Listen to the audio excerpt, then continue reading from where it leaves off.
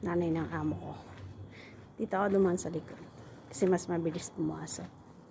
Tapos may Pinay dito, mga kaibigan. Palalabasin natin.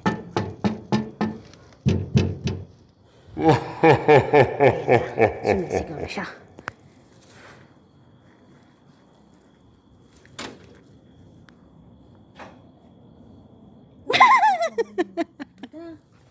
Ayan po mga kaibigan yung mga Pinay. Alam nyo ba?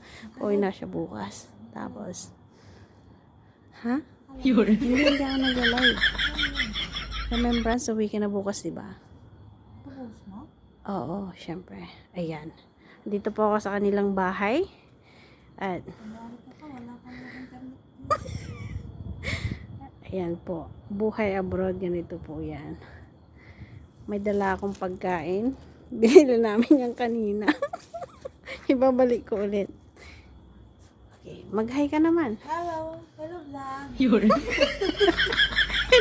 Wala kang internet yan ah. Hindi, meron nga. Hindi ka nga naglo-load. Oh, mag-hi ka ulit. Mag-hi ka ulit. Hello vlog. Anong vlog to? Vlog. Ano? Hello madlang people. Oh, sige, ayan. Uuwi na po siya sa Pinas bukas kaya masaya siya. Excited siya at hindi na daw siya matutulog. Saan mo yung mali? Charot.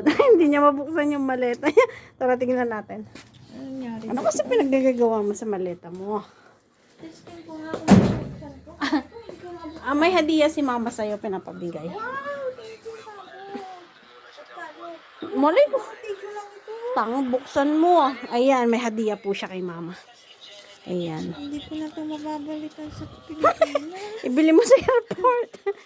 Yan. Ang malaking hadiah niya, mga kaibigan, 300,000. Ay, asa na? Ano kasi pinaggagawa mo? Ayan. Nilak niya yung kanyang maleta. At bubuksan ko. Kasi mukhang ginalaw niya na naman. Oh. Gagi. Bakit? Pinalitan mo yan.